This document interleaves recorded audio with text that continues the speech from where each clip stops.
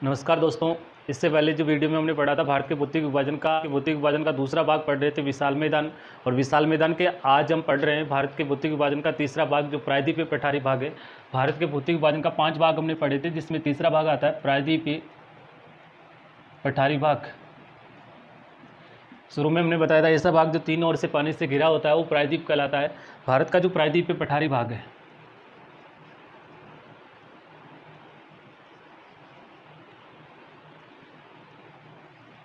ये वाला जो भाग है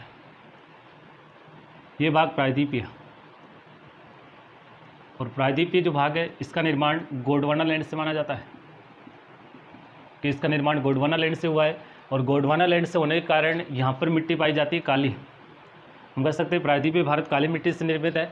गोंडवाना लैंड से इसका निर्माण हुआ है, काली मिट्टी पाई जाती है और इसका लगभग जो क्षेत्रफल है 16 लाख वर्ग किलोमीटर है।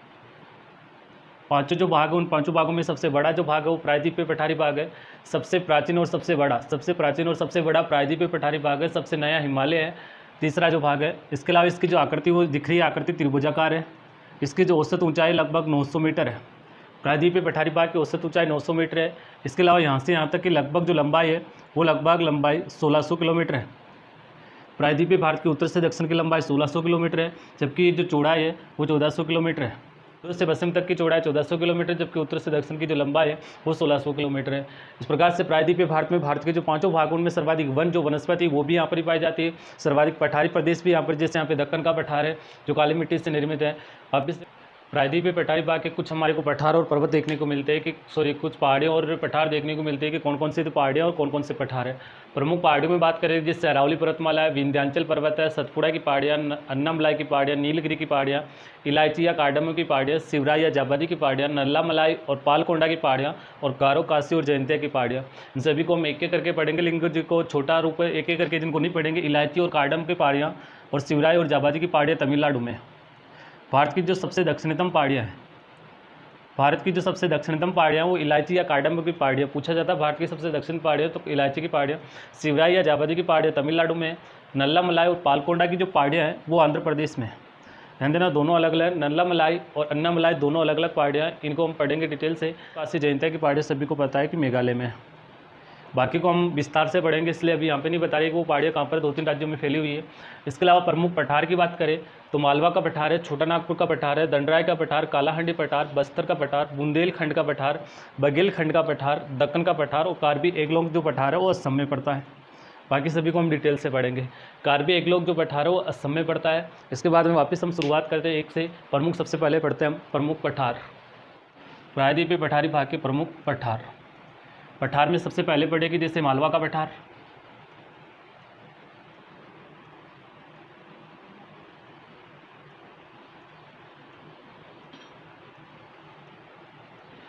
मालवा मतलब एमपी। मालवा का जो पठार है एमपी में है। पठार ये भी काली मिट्टी से निर्मित है। और मालवा का पठार लगभग भारत को 2 भागों में बांटता। और जो चंबल और माही नदियाँ हैं, चंबल और माही नदियाँ, इन दोनों का उद्गम मालवा के पठार से होता है। मालवा का पठार भारत में यहाँ पे पठार है दक्कन का पठार। दक्कन का पठार काली मिट्टी से निर्मित है। इसी दक्कन के पठार को मध्य प्रदेश में बोला जाता है मालवा का पठार, और इसी मालवे के पठार को राजस्थान में बोला जाता है हाड़ौती का पठार। भारत का सबसे बड़ा पठार दक्कन का पठार। दक्कन के पठार को मध्य प्रदेश में मालवा का पठार और राजस्थान में हाड़ौती का पठार बोला जाता है। तो हम कह सकते हैं कि राजस्थान का जो हाड़ौती प्रदेश है भारत के प्रायद्वीपीय पठारी भाग का अवशेष है। ये क्वेश्चन पूछा गया था, तो आपको याद रखना है कि भारत का पूछा गया था कि राजस्थान का हाड़ौती भाग भारत के कौन से भाग का अवशेष है। तो राजस्थान का हाड़ौती भाग भारत के प्रायद्वीपीय पठारी भाग का अवशेष है, क्योंकि दक्कन का पठार प्रायद्वीपीय पठारी भाग में पाया जाता है। इसके अलावा बात करें छोटा नागपुर पठार। छोटा जो नागपुर पठार है सर्वाधिक इसका विस्तार झारखंड में है, बिहार, पश्चिमी बंगाल, छत्तीसगढ़ और ओडिशा तक इसका विस्तार है। सर्वाधिक विस्तार झारखंड में, बिहार में, पश्चिमी बंगाल, छत्तीसगढ़ और ओडिशा में इसका छोटा नागपुर का पठार। छोटा नागपुर के पठार को भारत का रूहर प्रदेश कहा जाता है। छोटा नागपुर के पठार को भारत का रूहर प्रदेश कहा जाता है। रूहर प्रदेश पर्टिकुलर जर्मनी में। खनिज इसमें अत्यधिक मात्रा में निकलते हैं, और खनिज अत्यधिक मात्रा में निकलने के कारण भारत में खनिजों का जो अजायब घर कहते हैं।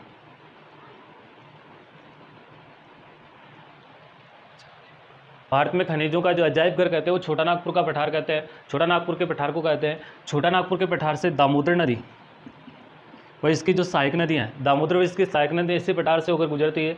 आपसे पूछा जाए छोटा नागपुर के पठार को कौन सी नदी 2 भागों में बांटती है, तो उसमें नाम आएगा दामोदर। पठार पूछा जाए कि खनिजों का अजायब घर कौन से पठार को कहते हैं, तो पठार तो आएगा छोटा नागपुर का पठार।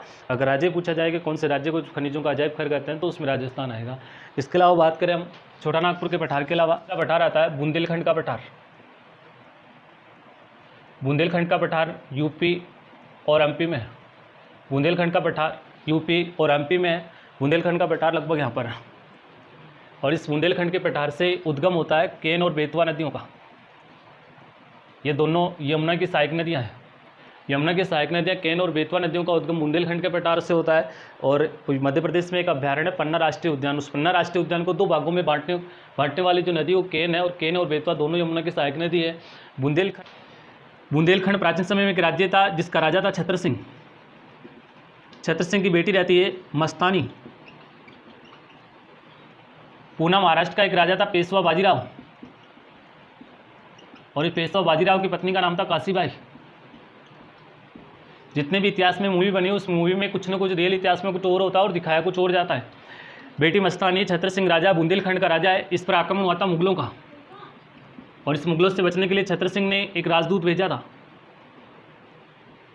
पेशवा बाजीराव के पास में, और राजदूत की बात मानकर पेशवा बाजीराव छत्र सिंह की सहायता करता है। इसलिए छत्र सिंह ने खुश होकर बेटी मस्तानी का विवाह बाजीराव से करवा दिया था। क्या पिक्चर में ऐसा हुआ था? नहीं, बिल्कुल ऐसा नहीं हुआ था।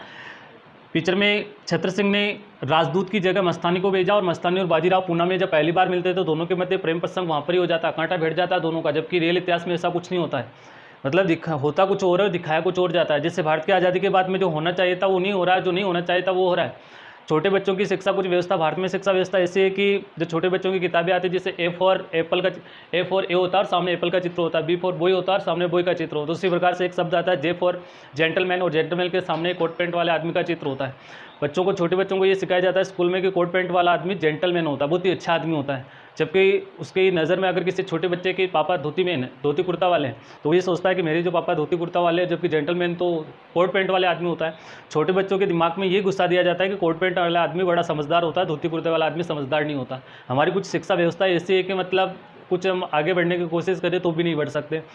प्रत्येक स्कूल में, जो सरकारी स्कूल होते हैं, उसमें गांधी जी का स्वच्छ भारत का मतलब पाठ पढ़ाया जाता है। लेकिन दुर्दशा ये कि जिस क्लास में स्वच्छ भारत का गांधी जी का पाठ पढ़ाया जाता है, उसी कमरे में उस टीचर के ऊपर की जो छत है उस पर मतलब धूल जमी रहती है, या जिस चेयर पे बच्चे बैठते हैं उस पर धूल नहीं है, और जिस पे बच्चे नहीं बैठते उस पर धूल है, और उसी क्लास में गांधी जी का स्वच्छ भारत अभियान का पाठ चल रहा है। क्या मतलब? इसके अलावा आगे बात करें बघेलखंड का पठार। बघेलखंड का पठार एमपी छत्तीसगढ़ में है। इससे नदी का उद्गम होता है, सोन नदी का उद्गम होता है। इसके अलावा दक्कन का पठार। दक्कन का पठार प्रायद्वीपीय भारत में लगभग यहाँ पे महाराष्ट्र, गुजरात, तमिलनाडु, कर्नाटक में फैला हुआ है। भारत का सबसे बड़ा पठार है, काली मिट्टी से निर्मित है, क्षेत्रफल की दृष्टि से भारत का सबसे बड़ा पठार है। इसके अलावा पठार आता है दंडराई का पठार। दंडराई का पठार छत्तीसगढ़, ओडिशा, आंध्र प्रदेश में इस प्रकार से कुछ फैला हुआ दंडराई का पठार। इसी दंडराई के पठार को छत्तीसगढ़ में बस्तर का पठार कहते हैं, और इसी दंडराई के पठार को ओडिशा में काला हांडी पठार कहते हैं। दंडराई का पठार छत्तीसगढ़, ओडिशा, आंध्र प्रदेश में। इसी दंडराई के पठार को छत्तीसगढ़ में बस्तर का पठार कहते हैं, ओडिशा में काला हांडी पठार कहते हैं। काला हांडी पठार ओडिशा में, बस्तर का पठार छत्तीसगढ़ में, और दंडराई का पठार छत्तीसगढ़, ओडिशा और आंध्र प्रदेश तीनों में फैला हुआ है। बाद में हम पढ़ते हैं प्रमुख प्रायद्वीपीय पठारी भाग की प्रमुख पहाड़ियाँ। पर्वत, विंध्याचल पर्वत जो एमपी, गुजरात, छत्तीसगढ़ और दक्षिणी यूपी में है। विंध्याचल पर्वत एमपी, गुजरात, छत्तीसगढ़ और दक्षिणी यूपी में है। इसकी जो लगभग कुल लंबाई है वो 1200 किलोमीटर है। इसकी सबसे ऊंची चोटी है अमरकंटक। अमरकंटक चोटी के पश्चिमी साइड से नदी निकलती है नर्मदा, और नर्मदा जाकर गिरती है अरब सागर में। इसके पूर्वी साइड से नदी निकलती है सोन जाकर मिलती है गंगा में, और गंगा जाकर बंगाल की खाड़ी में गिर जाती है। एक ही चोटी है जिससे 2 नदियाँ निकलती है, एक बंगाल की खाड़ी में गिरती है, एक अरब सागर में गिरती है। विंध्याचल पर्वत है, ये एक ब्लॉक पर्वत है। ब्लॉक मतलब खंडित पर्वत, ब्लॉक पर्वत है विंध्याचल पर्वत, खंडित पर्वत है। तीसरी पहाड़ी सतपुड़ा की पहाड़ियाँ, और सतपुड़ा की पहाड़ियाँ महाराष्ट्र, गुजरात और एमपी में। सतपुड़ा की पहाड़ियाँ महाराष्ट्र, गुजरात और मध्य प्रदेश में है। इस पहाड़ियों की सबसे जो ऊंची चोटी है वो धूपगढ़ है।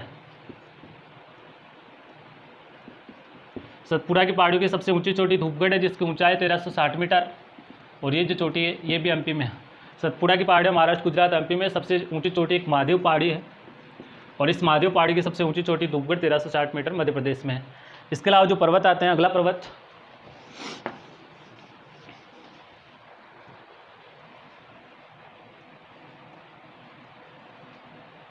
सह्याद्री पर्वत।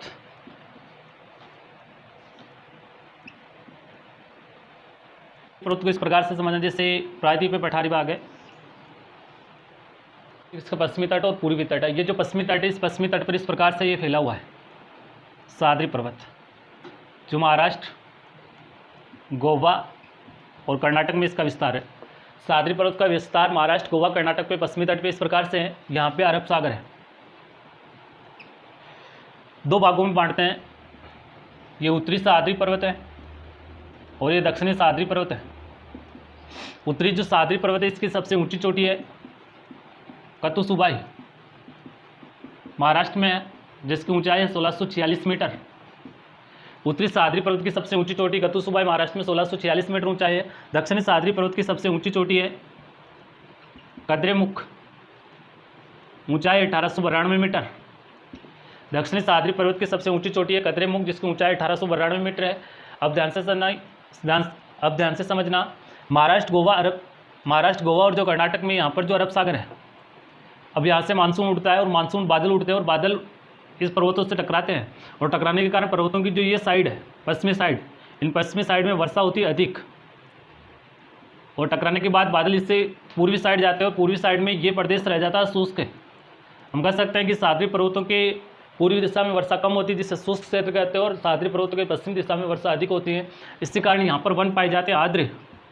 सह्याद्री पर्वतों के पश्चिम में वन होते हैं आर्द्र, और सह्याद्री पर्वतों के पूर्व में जो वन होते हैं वो वन पाए जाते हैं शुष्क वन, क्योंकि यहाँ पर वर्षा हो रही कम, और इन पर्वतों के कारण ये जो क्षेत्र है, पूर्वी क्षेत्र, कम वर्षा वाला क्षेत्र रह जाता है। इस प्रदेश को कहा जाता है वृष्टि छाया प्रदेश। ऐसे प्रदेश को कहा जाता है वृष्टि छाया प्रदेश।